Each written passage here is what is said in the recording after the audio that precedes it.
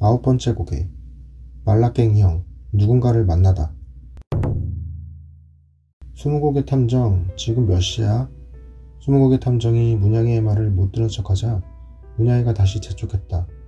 그래도 대답이 없자 이번에는 명규와 다희도 가사에서 물었다. 지금 몇 시냐니까? 20고개 탐정은 아이들에게 시간을 말해줄 수 없었다. 지금은 아이들이 시간을 모르기 때문에 막연히 불안한 정도지만 정확한 시간을 알게 되면 두려움이 더 커질 게 분명했다. 셋 중 하나라도, 특히 문양이가 다시 공황 상태에 빠진다면 이번에는 20고개 탐정도 대처할 자신이 없었다. 그래서 아까부터 시간을 보며 초조함을 견디는 것은 혼자만의 몫으로 남겨둔 참이었다. 시간은 말해줄 수 없어. 하지만 조금 있으면 말라깽이 형이 우리를 찾으러 올 시간이야. 그러니까 지금 몇 시인데? 문양이가 다시 항의했다. 문양이는 자기가 원하는 것을 얻지 못할 때 조바심을 내다 못해 고집을 부리는 경우가 많았다. 그리고 지금 문양이가 고집을 부리는 이유는 다른 사람들보다 땅속에 갇혔다는 스트레스를 훨씬 많이 받고 있기 때문일 거다. 20고개 탐정은 그런 문양이의 상태를 이해하면서도 문양이에게 무엇을 해줘야 할지 몰랐다. 그저 말라깽이 형이 얼른 이곳으로 와주기를 바랄 뿐이었다. 문양이는 아무리 물어도 대답해주지 않는 20고개 탐정에게 삐져서 입을 다물었다. 20고개 탐정은 그런 문양이를 보면서 서글프게 웃었다. 다희가 두 사람 사이에서 눈치를 보며 입을 열었다. 20고개 탐정 말이 맞는다면 말라깽이 오빠가 지금 오고 있겠지? 20고개 탐정이 고개를 끄덕였다. 그럴 거야. 9번째 질문. 지금 말라깽이 형은 어디까지 왔을까? 지금쯤 산에 올라올 사람들을 모으고 있지 않을까? 명규가 불쑥 끼어들었다. 아마도 일단 산에 올라오면 문틈에 꽂은 야광봉에서 나오는 불빛으로 우리를 찾을 수 있을 거야. 그렇게 확신 없는 말을 하면서 문 쪽을 본 20고개 탐정은 야광봉이 다시 바닥에 떨어진 것을 보고 놀라서 벌떡 일어났다. 걱정하지 마. 아까 잘못 꽂아서 빠졌나봐. 내가 다시 꽂고 올게. 20고개 탐정은 그렇게 말하고 나서 문으로 다가갔다. 아까 분명히 단단하게 꽂았는데 정말 우연히 빠진 걸까? 20고개 탐정은 야광봉을 쥔 손이 자신도 모르게 떨리는 것을 보면서 그런 의문을 품었다. 말라깽이 형의 상황. 경찰서를 나오면서 나는 온갖 상상을 했다. 20고개 탐정 일행이 교통사고를 당하는 상상, 지난번처럼 누군가에게 납치되는 상상, 산에서 헤매다가 절벽으로 떨어지는 상상 등. 그런 생각을 할 때마다 아이들이 놀라는 표정이 떠올랐다. 상상인 줄 뻔히 알면서도 가슴속에 불이 타오르는 듯한 답답함을 느꼈다. 경찰서에서 집으로 돌아오는 길은 그렇게 끔찍했다. 나는 크게 소리라도 지르고 싶었지만 길거리에서 소리를 질러본 적이 한 번도 없어서 그것조차 마음대로 되지 않았다. 혹시나 하는 마음으로 집에 전화를 했지만 여전히 아이들로부터 아무런 소식이 없었다. 아파트 현관 앞에 서서 나는 무엇을 해야 할지 고민했다. 그냥 가만히 집에서 기다릴 수는 없었다. 역시 봄산으로 직접 가봐야 하는 걸까? 무슨 안 좋은 일이라도 있어요? 나는 등 뒤에서 들려오는 친숙한 목소리에 고개를 돌렸다. 미처 예상하지 못했던 사람이 나를 보고 서 있었다. 어떻게 여기에? 말을 꺼낸 사람은 나보고 빙그레 웃었다. 나는 얼른 달려가 그의 손을 잡았다. 그리고 자초지종을 전부 설명했다. 따로 상의할 것도 없이 우리는 당장 봄산으로 달려가기로 결정했다. 누구지? 그래. 5분 후 나는 아버지의 차를 빌려 봄산으로 가는 도로에서 낼 수 있는 최대 속력으로 달리고 있었다. 말라깽이 형은 우리를 진심으로 아껴. 예전에 우리하고 모르는 사이였을 때도 우리를 구해주기 위해 자기 몸을 던졌잖아. 말라깽이 없었다면 그때 끔찍한 일이 일어났을 거야. 이제 말라깽이 형은 우리의 친구야. 우리가 공경에 처했다는 걸 내버려둘 리가 없어. 말라깽이 형은 반드시 올 거야. 걱정하지 마. 20고개 탐정이 한 말은 스스로 마음을 다잡기 위해 한 말이기도 했다. 20고개 탐정은 문양이와 명규와 다희의 눈빛에 생기가 남아있는 것을 보고 마음을 놓았다. 아직은 충분히 더 버틸 수 있었다. 우리를 가둔 범인이 말라깽이 형보다 먼저 여기에 찾아오지 않는다면 말이야. 어느 쪽이 먼저 오든지 오늘 밤이 고비야. 20고개 탐정은 다시 배낭을 뒤져 초코바를 꺼내 하나씩 나눠주었다. 사람은 배가 고프며 우울해지는 법이다. 스무고개 탐정이 생각하기에 네 사람은 아주 오랫동안 이 창고에 갇혀있지는 않을 운명이다. 그러니까 비상식량을 남겨두기보다는 뭐든 먹고 힘을 비축해 둬야 했다. 그런데 먹는 것보다는 화장실이 더 급한데 이번에는 모두 그렇게 생각했다. 10번째 고개. 스무고개 탐정 비밀 공간을 발견하다. 배낭에 온갖 종류의 물건을 다 챙겨온 스무고개 탐정도 화장실을 챙겨오지는 못했다. 어쩔 수 없이 네 사람은 한쪽 구석에 임시 화장실을 만들기로 했다. 임시 화장실이라고 해봐야 커다란 보자기를 벽에 붙여 놓아서 막아놓는 것이 고작이었다. 평소라면 아무리 급해도 이런 화장실은 이용하고 싶지 않았다. 하지만 갑자기 지하 창고에 갇혔을 때 평소와 모든 것이 같을 수는 없었다.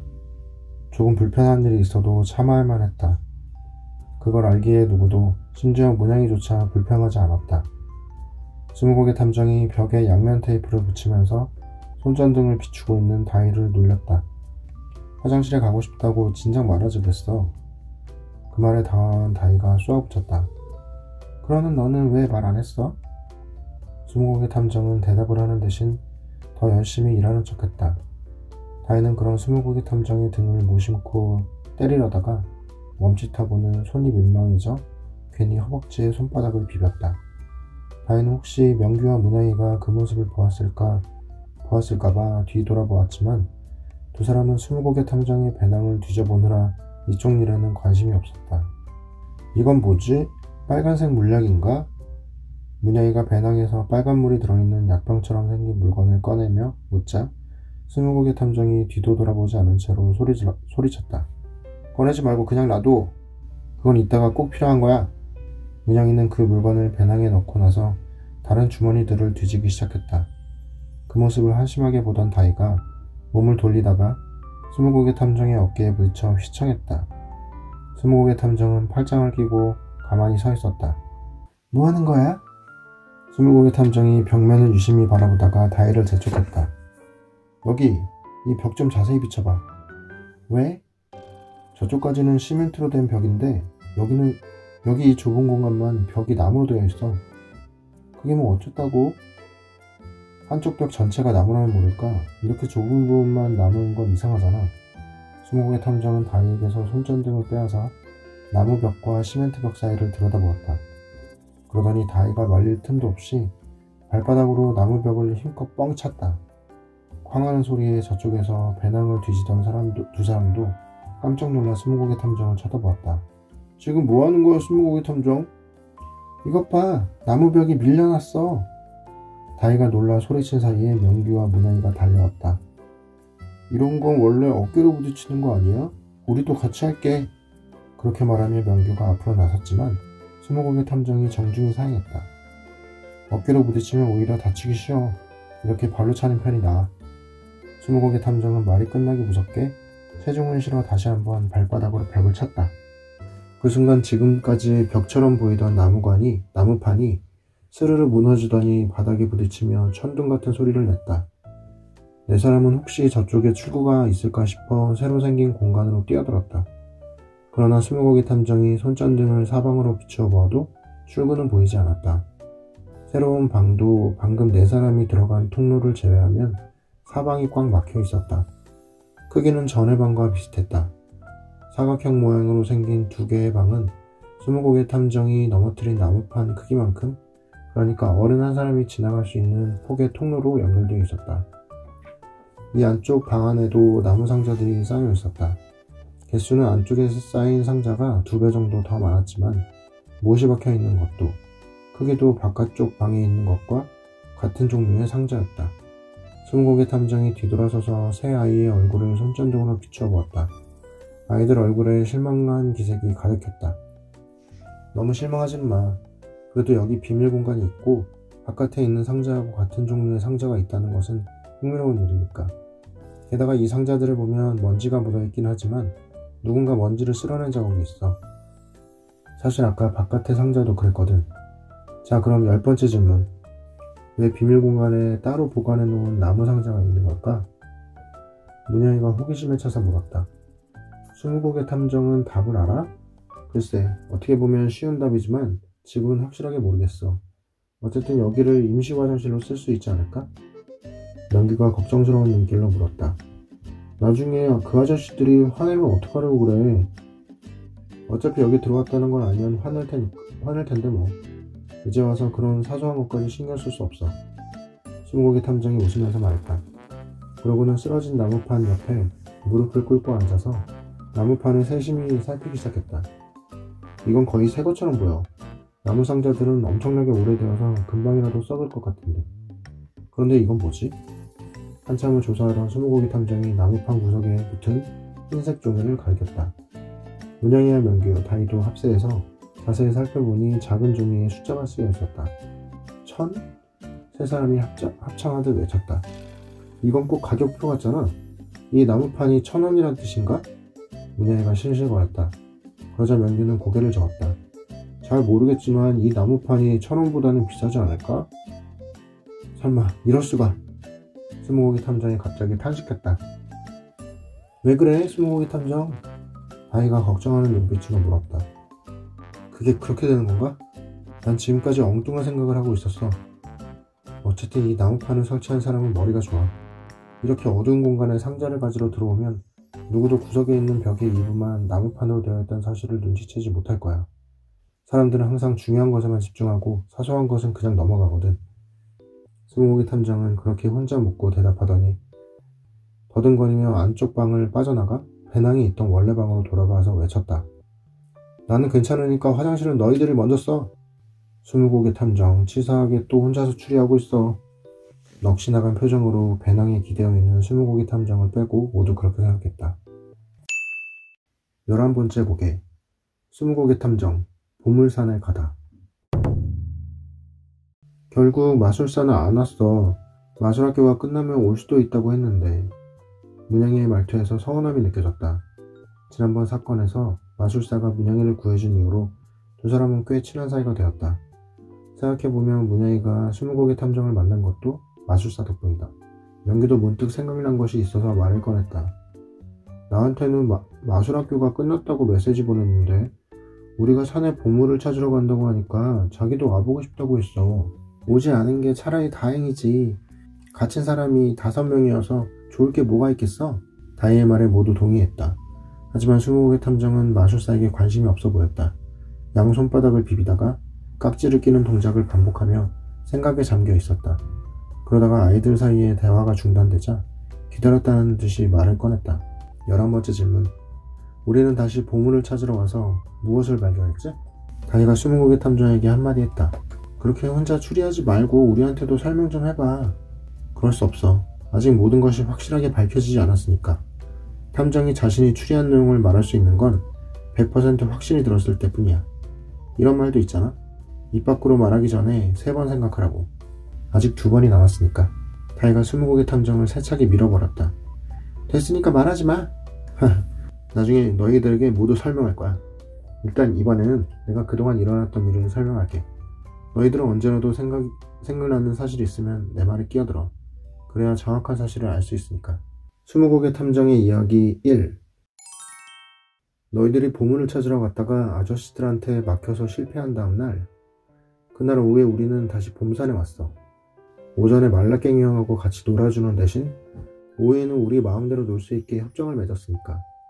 나도 발목이 다 나아서 너희들과 함께 왔고, 장미 슈퍼 앞에서 장미하고 인모기가 우리를 기다리고 있었어. 인모기는 등산로 말고 숨겨진 길이 따로 있다고 했어. 우리는 그 길로 가기 위해 봄산 옆에 있는 마을길을 따라 걸었어. 가는데 30분 정도 걸린 것 같아. 문양이하고 다이는 산에 가기도 전에 벌써 힘들다고 불평을 했지. 잠깐, 문양이만 불평했지 난 그런 적 없어. 다이가 항의하자 문양이가 받아쳤다. 난 봤어. 다이도 불평하는 거. 그런 일로 말을 끊지 말아줘. 중요한 일이 생각났을 때만 끼어들라니까. 스무고개 탐정이 피곤한 듯 눈을 문지르며 다시 이야기를 시작했다. 스무고개 탐정의 이야기 2. 인모기가 말했던 것처럼 정말 구석에는 다른 길이 있었어. 등산로처럼 큰 길은 아니었고 한 사람이 겨우 지나갈 수 있는 좁은 길이었어. 하지만 마을 사람들이 많이 다니는지 길바닥에는 풀도 나 있지 않았어. 인모기가 앞장서고 우리가 그 뒤를 따라갔지. 그렇게 임목이가 우리를 데려간 곳은 작은 언덕이었어. 건너편에 있는 등산로보다 높은 곳이라 등산로로 지나가는 사람들 눈에는 잘 보이지 않는 위치였지. 여기가 바로 이걸 찾은 곳이야. 이 근처 땅을 파보면 이게 나올 때도 있어. 아참, 너희들 3개씩만 가지고 가기로 약속한 거다. 다른 데서 온 녀석들한테 다 줄 수는 없잖아. 장미야, 너는 우리 마을 사람이니까 마음껏 찾아도 괜찮아. 난 땅 파는 거 싫어해. 안 찾을 거야. 그때 난 장미의 말대로 엽전을 찾지 않는 편이 나을 거라고 생각했어. 임목이도 1개만 가지고 다니는 걸 보면 찾기가 쉽지 않다는 뜻이야. 그런데 너희들은 정말 지치지도 않고 열심히 찾더라. 찾았다! 그렇게 2시간이나 지나고 나서 소리를 지른 건 문양이었지. 문양이는 진흙이 덕지덕지 붙은 그게 좋다고 제대로 털지도 않고 주머니에 집어넣었어.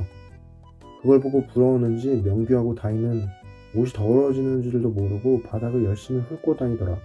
그러다가 어른들이 등산로 옆으로 난 길을 올라오면서 떠드는 소리가 들렸어. 난 임목이 녀석한테 물었지.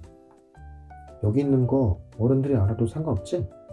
그러자 임목이가 소리가 나는 쪽을 힐끗 보더니 놀란 얼굴로 말했다.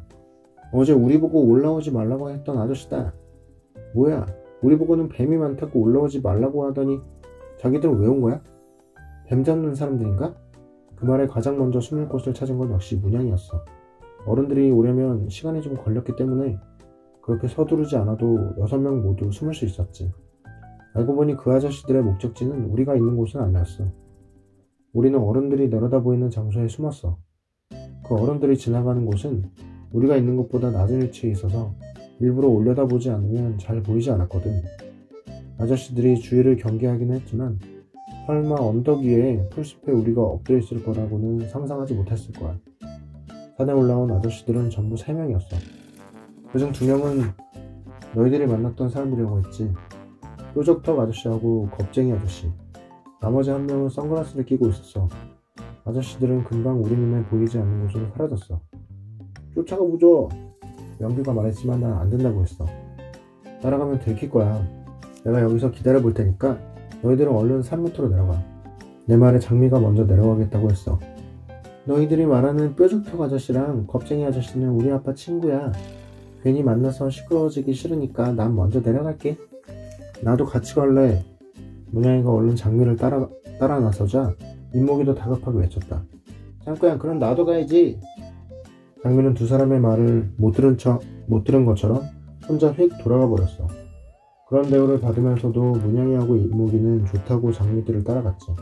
결국 나하고 명규, 다이 셋만 남았어.